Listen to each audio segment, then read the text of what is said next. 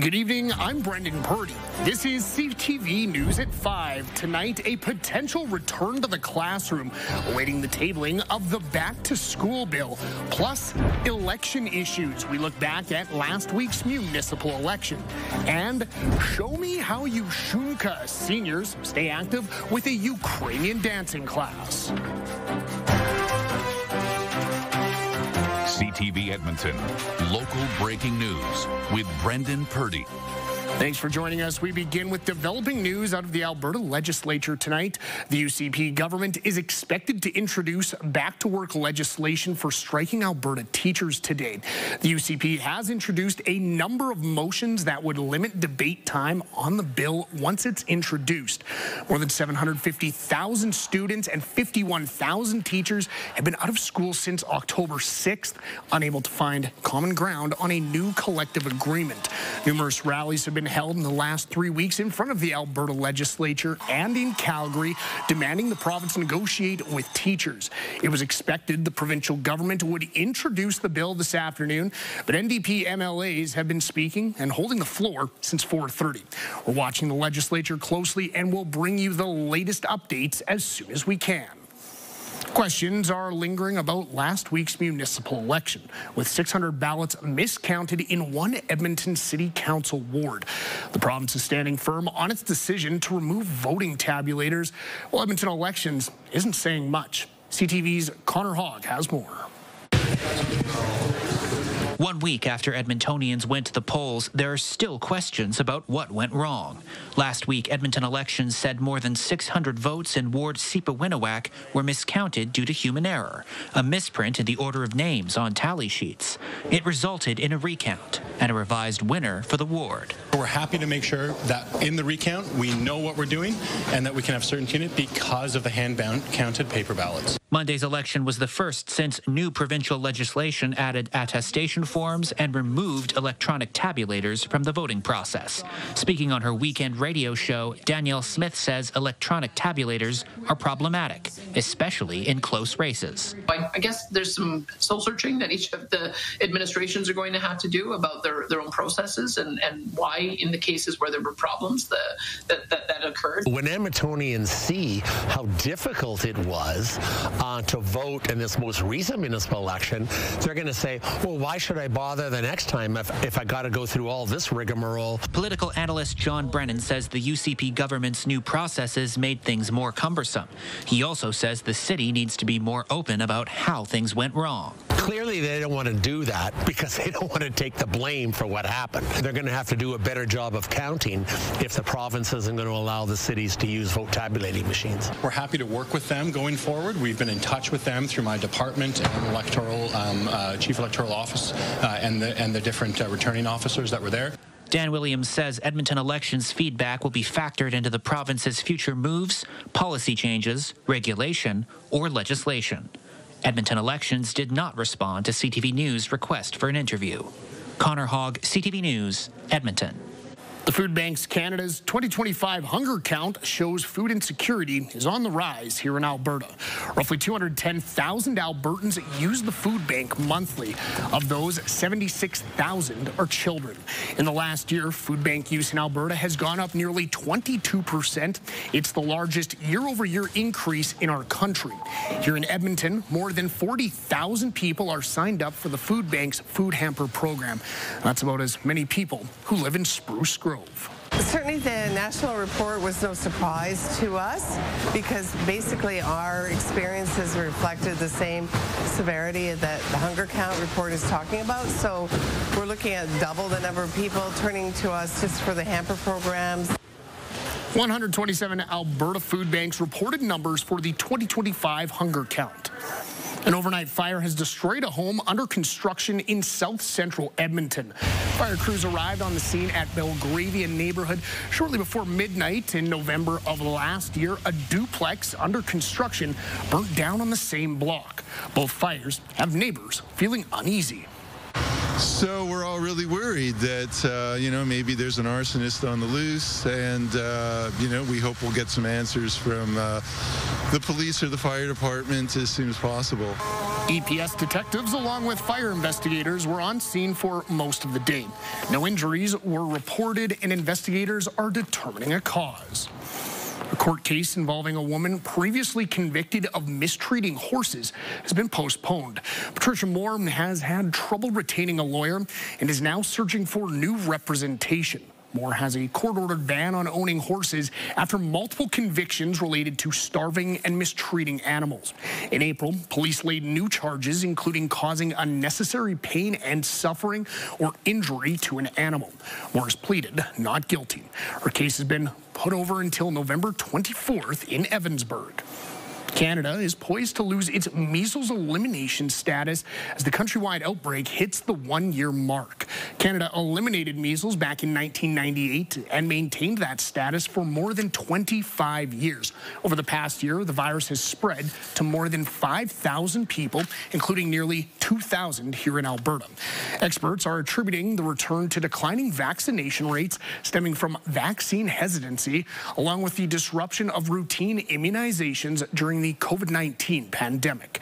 A decision on Canada's status will be made by the Pan American Health Organization next month.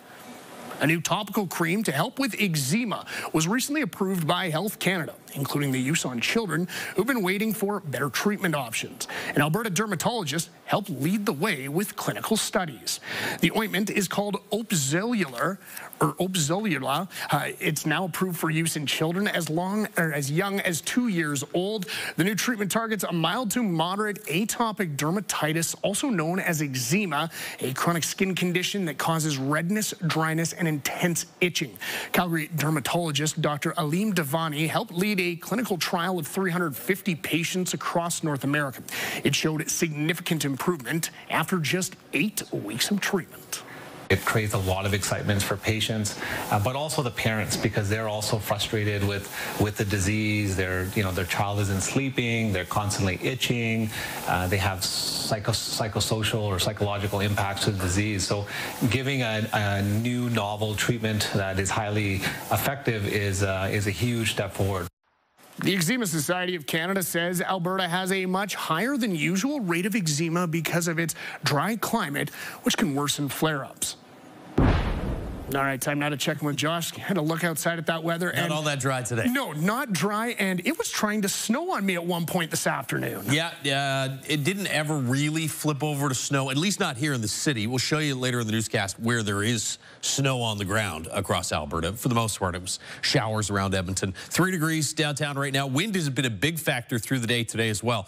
Right now, you're looking at 25, gusting to about 35. You've gusts close to 65, 70 there off to the northwest of the city. 4 degrees so far is our daytime high, but I think we may get to 5 once the official numbers are in. 2 degrees the low so far. So yes, this is a lot cooler than we've been for a while, but no worse than just close to average. 7 degrees is the average daytime high for today, and actually by tomorrow and for the rest of the week, the average daytime high slips to 5 degrees. So it'll be a cool end to October, but still slightly above average as temperatures, I think by Wednesday, should get back to double digits. You've got some showers here north and south of the Edmonton area. It looks like it's kind of broken down a little bit, maybe just a little bit of drizzle. Most of the snow is tied up here in northeastern Alberta on the back edge of that low pressure system, which will slowly make its way off to the northeast through tonight. And that'll give us some clear skies by tomorrow morning. Get clouds through this evening. Still a little gusty. Gust to about 30 or 40 kilometers per hour this evening and overnight tonight. Wind should die down through the course of the day tomorrow, though. Looks relatively light by about lunchtime and through the afternoon. And after starting at -1, we'll get back to about 7 or 8 degrees for a high tomorrow afternoon. As we just mentioned, by Wednesday, should be back into double digits. And it looks like we'll kind of hang out in that 9 or 10 range for highs the rest of the week. Closer look at that and the snow on the ground in the north in just a few minutes. Thanks for that, Josh. Just ahead, a baseball blow-up. Young Albertans are soaking up the Blue Jays' run to the World Series. Our whole team watched the last out of the Mariners game and the Blue Jays, and everybody was going crazy. Tuesday on Your Morning, how to know whether what you see on TikTok is accurate. Plus, stem cell supplements are all over the internet, but do they work? See you at 6. Your Morning Edmonton, weekdays. Programming brought to you by James H. Brown Injury Lawyers, the heavy hitters of injury law. You're watching CTV News at 5. Welcome back. The World Series shifts to Los Angeles tonight for a pivotal Game 3 between the Blue Jays and Dodgers. We're trying to approach this as, you know, 7, if it gets to that point, 7 one-game series. So at this point, you know, it's going to be all hands on deck. The Jays bats will look to bounce back after being limited to only 1 run in Game 2 on Saturday. Max Scherzer, is the starting pitcher tonight for Toronto. Jays have won 3 of 5 on the road during the playoffs so far. Now, the Jays' success is creating a stir across our country, and here in our region, the number of people signing up to play ball is growing. CTV's Evan Kenny has the details. Here's the pitch on the way, a swing and a belt, left field, way back, Blue Jays win it! It happened in the 90s. You can only flirt with fire for so long. And again in 2015. And now in 2025, a massive home run for the Blue Jays to take the win. The local baseball community believes this Toronto Blue Jays postseason run is going to get more kids into the sport. The little guys, all the rally cap guys, the T-ballers and stuff like that, I mean, I'm expecting to see, you know, a couple hundred more Blue Jays jerseys running around here next year. St. Albert Minor Baseball's executive director says the association is already preparing for a spike in registrations next season. We haven't seen this in, what, 30 years since they've been there? So, you know, it's, I'm excited more to see how the kids react to it. At Athex Baseball, the Jays are dominating the conversation among teammates. Our whole team watched the last out of the Mariners game and the Blue Jays, and everybody was going crazy, and it was a really sick moment. Everyone is so excited, and just everyone's so happy for all the boys there. One of their coaches was drafted by Toronto in 2017. Tanner Kerwer hopes his players can one day feel the same excitement he felt. Just being drafted was an unbelievable moment, but to be drafted by the team I idolized growing up, that was surreal for me. That's the dream for all these guys, right? Is to play at that level, play college ball, and then move on from there. So there's always a level of mimicry, I guess, or idolization with that. Giving these players something to strive for with the resources to do so. You can see on our building the Jays Care sign. That was through a grant from the Blue Jays that helped us build that building and do some renovations here at the facility. A postseason that has future baseball players in our area motivated to keep swinging for the fences. Evan Kenny, CTV News, Edmonton. The Oilers will honor Canada's military during their game tomorrow night. The game will include a special puck drop and tributes to military members. Proceeds from the 50-50 will support the 4-wing Military Family Resource Center Society in Cold Lake. The Oilers will also be sporting their new alternative uniforms for the first time this season. Oilers face off against the Utah Mammoth at 7:30 p.m. After the break, trick-or-treating for all, how a Canadian organization is making trick-or-treating more accessible. This is incredible. Our son has never trick-or-treated. And I apologized. And I said, I'm sorry, we're only one home. The nation is working to make trick-or-treating accessible for all. Treats Accessibly says homeowners can make their properties barrier-free to make it easier to go out and collect candy. That includes handing out candy from your driveway instead of from your front door. The group says its mission is important because without it, kids will miss out on experiences. I had a parent say early on, I'm going to cry, share that we've never seen this before. This is incredible. Our son has never trick-or-treated. And I apologized. And I said, I'm sorry, we're only one home. And he said, 1 is better than 0. We don't feel like 1 anymore. Treat Accessibly has free lawn signs to put out in front of your home. You can pick one up at any Pet Value store.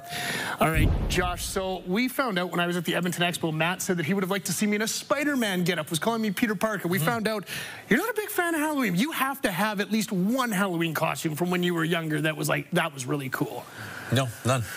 This is part of the reason I hate Halloween. I'm trying, folks. I'm trying. No. Candy. But you walk to a stranger's house and they give you free candy. No. Take a look outside. I tried. I know. Lots of people love it. There's nothing about it that I enjoy. Take a look outside right now with the Action Furnace River Valley Skycam. Action Furnace fixed right over. It's free. It's gone.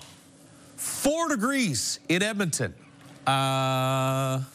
Is it going to come back? Is that a bad sign? All right. Well, let's show you where there is some snow on the ground right now. Let's take it to Canuso. You can see there's a couple centimeters of snow in the ditches there just off to the south of Slave Lake.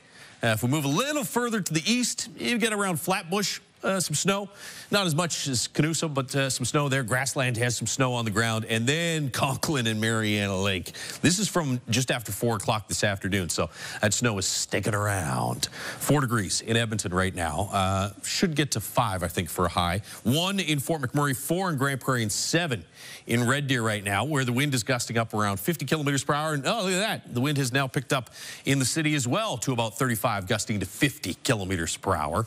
Pretty gusty as well through east central Alberta.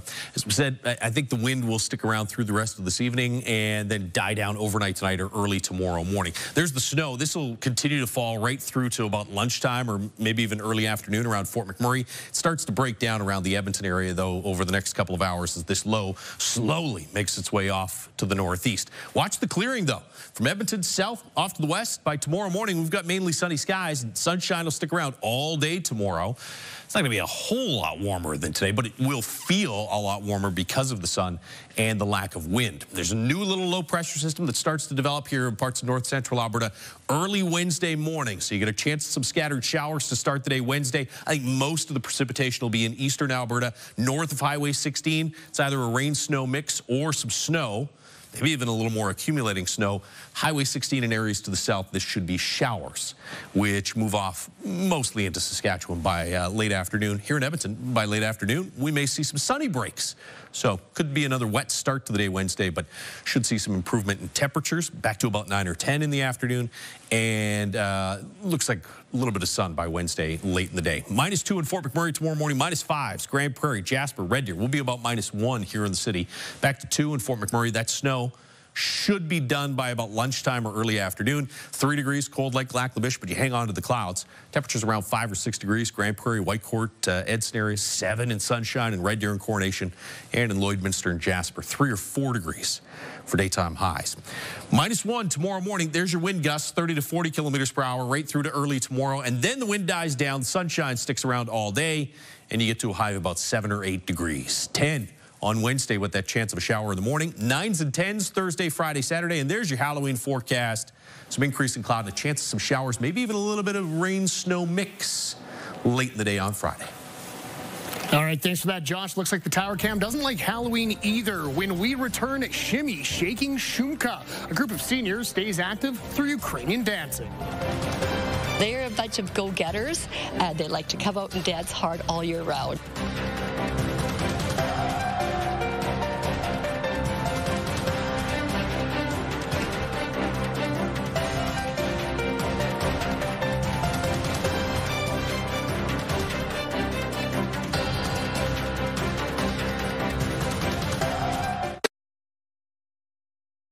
Programming brought to you by James H. Brown Injury Lawyers, the heavy hitters of injury law. Coming up tonight on CTV News at 6, the UCP government is expected to introduce back-to-work legislation for striking Alberta teachers. We'll have the latest from the legislature. Plus, a major drug bust at the Coots border crossing as a cocaine shipment with a street value worth millions of dollars is intercepted. And the Edmonton Elks season has come to a close. We'll have more on what the head coach had to say about a season filled with several challenges. Those stories and more tonight at CTV News at 6 with Jeff Hastings. Now, thousands of students preparing for life after high school visited NAIT over the weekend. Students explored more than 90 booths at NAIT's open house on Saturday. All of the school's programs were represented from business to technology and science. The school says skilled trades are in high demand right now. Honestly, I'm kind of looking towards welding programs, woodworking, and also mechanics as well. Kind of seeing what all they have to offer for us. My brothers are heavy-duty mechanics, and they always are like working on stuff, and there's always a crane at their site that gets like lift all the cool stuff, and it's always there. So I just was like, oh, that would be a really fun job to do. Many students we spoke to say they're worried how the teacher strike will impact their college and university applications. NAIT was expecting around 9,000 students at this year's open house. A group of Edmonton seniors are keeping fit and healthy in a very unique way. As CTV's Amanda Anderson tells us, they've taken up Shumka dancing.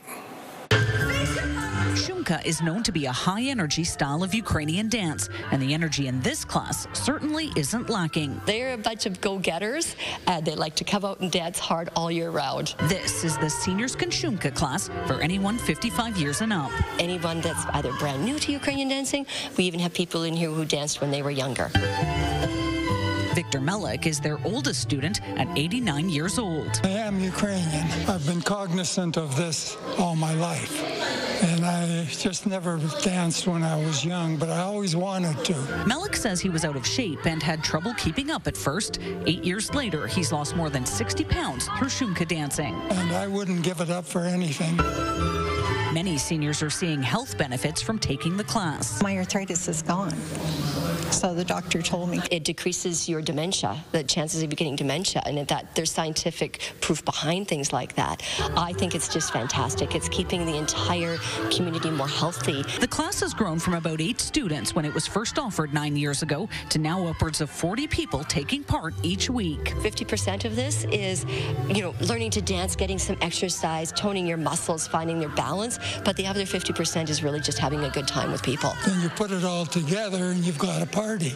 There's music, there's dancing, there's joking and laughing, and it's great. It's the dancing, it's the fun, it's the music. Melik turns 90 in May when he hopes to become one of the oldest Shumka dancers to ever take the stage at the Northern Jubilee Auditorium. I was in university when they built the Jubilee. To be on that stage, you look out at the audience, you can't see anyone. It's like you're in an empty hall. And then the applause comes and it's just overwhelming.